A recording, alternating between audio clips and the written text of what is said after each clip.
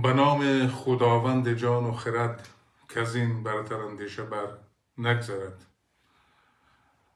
شاهنامه حکیم بزرگ توس، معمار بزرگ جاودانه زبان فارسی دری تاجیکی، با ستایش خرد شاهنامه بزرگ خود را آغاز می‌کند. خرد افسر شهریاران بود. تأکید بر خرد در فرهنگ ما، در فرهنگ خراسان زمین، در فرهنگ تاجیک ها، در فرهنگ مردم ما جاودانه است و یک اصل بزرگ است، یک اصل فراناپذیر است. و امروز جهان مدرن هم تأکیدش بر این است که ما از عقلانیت استفاده بکنیم برای حل همه مشکلاتی که داریم. نهادهای نو، نهادهای جدید دنیا با عقل و خرد و با عقلانیت جدیدی داره می شوند، با خرد جدیدی داره می شوند. در تعریف های هم که قدمای ما، بزرگان ما مثل بوعلی، ارسطو قبل از بوعلی داشتن، میگن انسان حیوان ناطق است. منظور از حیوان ناطق این نیست که فقط گپ میزند. منظور از حیوان ناطق بودن این است که فکر دارد، اندیشه دارد، اندیشه تولید میکند، با مفاهیم جهان خودش میبیند. اگر با جای و محلی با مشکلی برمیخوره از عقل استفاده میکنه، از خرد استفاده میکنه، از اندیشه استفاده میکنه. بنابراین تاکید بر خرد، تاکید بر دانایی، تاکید بر اندیشه و استفاده از خرد و دانایی و اندیشه برای بسامان کردن زندگی، برای رسیدن به مشکلات زندگی، برای بهبود زندگی، همه چیزی که مربوط به زندگی می شود، برای همین است که ما بتوانیم این ارزش گرانبها را نگاه بکنیم و هر قدر ما از خرد و خردگرایی و اندیشه برای سامان دادن زندگی استفاده بکنیم، زندگی همان گونه زیبا می شود و بسامان می شود و ما به هدفمان می رسیم و نزدیک میشیم بدون آنکه دردسری داشته باشیم. من مسئول یکی از بنیادگذاران شورای عالی همبستگی تاجیکان افغانستان خراسان هستم. من این شورا را با خون دل بنیاد گذاشتم و بزرگانی از مردمان تاجیک در سراسر افغانستان در این شورا هستند و شورای عالی سراسری تاجیکان افغانستان در همه جا متوجه مسائل تاجیکان است، در حد خودش، در حدی که امکانات و توانایی دارد.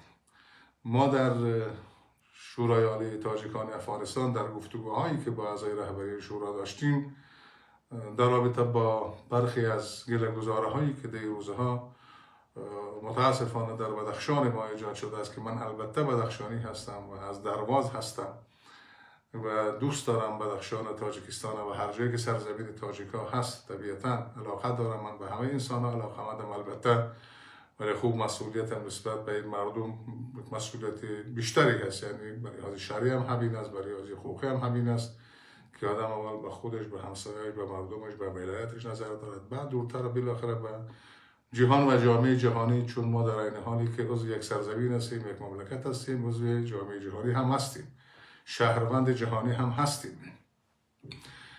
گله‌گزارها گهگاه در جاهای اتفاق میافتد، ولی همون ترتیب که من از فردوسی بزرگ یادآوری کردم و استمداد کردم، راه حل این هست که ما خرد ما را به کار بگیریم و مسائلی که اتفاق میافتد نباید باعث این بشود که زندگی بزرگتری با خطر مواجه بشود یا اهداف بزرگتری با خطر مواجه بشوند. در این روزها در پامیر اتفاقاتی افتاده است. مردم از برخی از مسئولان در پامیر گله دارند و مسئولان هم احتمالاً بحث شانی است که یک تخلفات صورت گرفته است که حالا به عنوان مسئولان باید به اون تخلفات میرسیدند، ولی خوب به هر حال در نتیجه تفاهم یا سوء تفاهم یا عدم تفاهم مشکلی با وجود آمده است. آرزوی ما این است که این مشکلات از طریق گفتگو و مراجعه با مسئولان حل شود.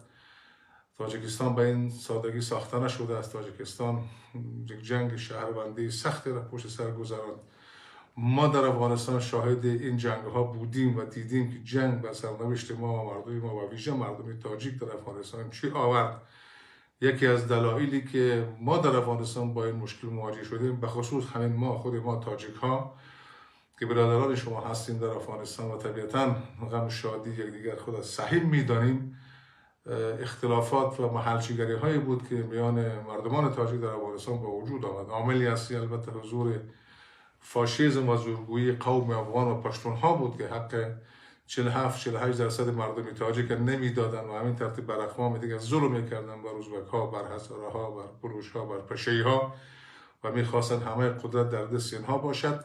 اما یک دلیل دیگر هم که ما نتوانستیم که به درستی مشکلات ما را حل بکنیم اختلافاتی بود که بین خود مردمان تاجیک در افغانستان وجود داشت به نام نمیدانم هراتی، مزاری، پنشیری، بدخشی، شمالی وال، کابلی و غیره و غیره. حالا زیاد می شود از این نمونه ها داد که امروز ما نتیجه شدیدیم، نتیجه سرگردانی و آواره شدن هزار تاجیک و میلیون ها تاجیک که فعلا با خطر مواجه هستند. روشنفکرانشان کشور را ترک کردن، بعضیا در داخل ماندن، تحت پیگرد هستند، بزرگانشان تهدید می شوند.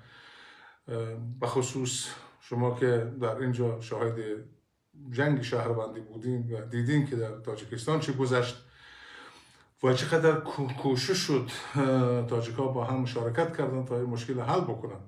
وقتی طالبا با ما حمله کردن در زمان زندگی زندیات استاد ربانی و قهرمان ملی افغانستان، جمهوری تاجیکستان جناب عالی پیشوای ملت کمک کردن، نظامی ها، سیاسی ها، فرهنگی ها، دانشمندان همه به نوبه خودشان برای حل مشکلات مردم افغانستان و مبارزه علیه طالبان کمک کردن و به هر حال تاجیک ها ماندن و بالاخره حوادث سپتامبر اتفاق افتاد.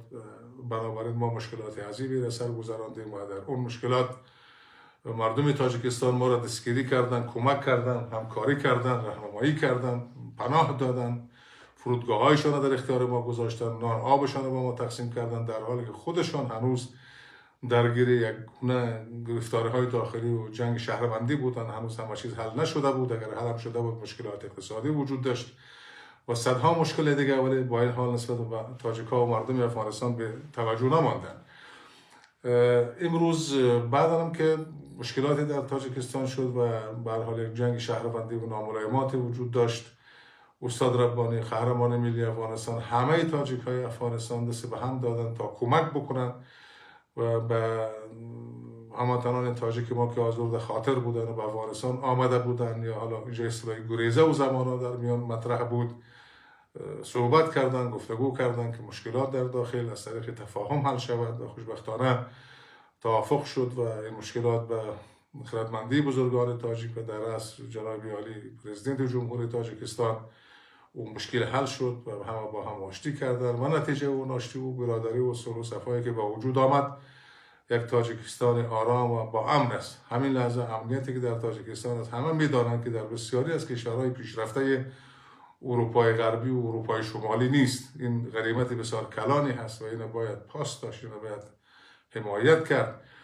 و هر روزه که مردم از بیرون میان حسرت تاجیکستان رو میخورن نکرده، بخصوص کشورها و مردمانی که درگیر جنگ بودن. هر روز یک پیشرفت است، یک تحول است. تاجیکستان داره دوباره به زیبایی تولد میشود، جایگاه خود در سطح بین‌المللی پیدا کرده، در داخل امنیت وجود داره، کار هست، اشتغال هست. البته خوب هر کشوری، هر سرزمینی خوب یک مقدار مشکلات داره. خود آمریکا هم داره، پاریس هم داره، لندن هم داره، نمیدونم آفریقا هم داره، استرالیا هم داره. اتونس که تا زمان هست و جهان است و زندگی است، طبیعتا یک مقدار مشکلات همیشه وجود خواهد داشت، به خصوص در امور بزرگ اجتماعی و سیاسی. ولی مردمان آخر مشکلشان از طریق تفاهم حل میکنن، از طریق گفتگو حل میکنن. حیف است پامیر زیبا و مردم بدخشان و بدخشان زیبا همیشه اون جایی که سرشاری از شعر و فرهنگ و ادبیات بوده است و اونجا یک از جایگاه هایی است که بیان یک از محققین یکی از پیامبران توحیدی زردشت اونجا جایگاهش است و یک معنویتی حتی پیش از اسلام و معنویت بزرگی در این حوزه پامیر اینجا بوده. اوستا از این بوده، زردشت از اینجا بوده و این جایی که باید هر مشکلی را با خرد و با عقلانیت حل بکنن میتوانند و شکی نیست و این توانایی را مردم ما و مردم بدخشان و مردمان تاجیک به طور کلی دارند. ما تجربه تلخی داریم از این ناملایمات ها و از این آزردگی های داخلی به خصوص در میان مردمان تاجیک، چی در اینجا چی در افغانستان. امید ما این است که مشکل با مراجعه به بزرگان مردم تاجیک حل شود و مراجعه به کلانهای دولت حل شود و دشمن در کمین است. در افغانستان نیروهای مخالف زیاد جمع شدن در مرزهای تاجیکستان، در کرانه های رودخانه آمو دریا و همه منتظرند که بتوانند آرامش مردم تاجیکستان را به هم بزنند و صلح امنیت تاجیکستان را به خطر مواجه بکنند. هنوز دشمن در کمین هست و ما امیدوار هستیم برمان تاجیک ها و که بتوانیم هر مشکلی را از طریق تفاهم حل بکنیم. من از نام همه تاجیکان افغانستان، از نام شورای عالی همبستگی تاجیکان افغانستان، بر عنوان بنیادگذار این شورا، آرزوی ما این است که اون مشکلات اندکی که وجود دارد، گروگانگیری‌هایی که وجود دارد، هرچی هست از طریق تفاهم حل شود و با این تفاهم ما به دشمنان خلق تاجیک، به دشمنان مردم تاجیک نه بگوییم و سلی محکمی بر روی دشمنان بزنیم، امنیت تاجیکستان را پاس بداریم، امنیت مردم تاجیکستان را پاس بداریم و صلح و امنیت را که وجود دارد پاسداری بکنیم و هر مشکلی که هست وقتی که یک جنگ کلان شهروندی را توانستن مردمان تاجیک، بزرگان تاجیکستان و به خصوص در رأس همه پیشوای ملت جناب علی و مولی رحمان حل بکنند، خب مسلما مسائل خردریزی مثل آنچه که امروز در پامیر اتفاق افتاده است قابل حل خواهد بود و حل خواهد شد. امیدوارم که از این طریق به دشمنان مردم تاجیکستان نه بگویید، اتحاد، همدلی و همبستگی را نگاه بکنید. ما این جنگ تلخ در افغانستان دیدیم، سرنوشت تاجیک‌ها امروز و ایران از افغانستان. امید ما تاجیکستان است، امید ما جمهوری تاجیکستان است.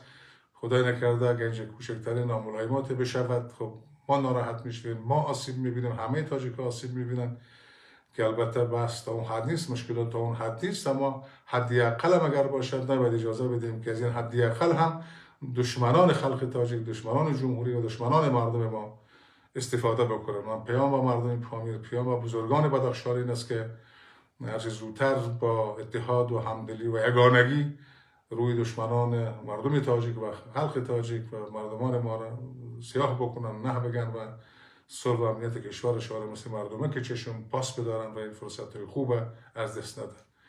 سلام مجدد.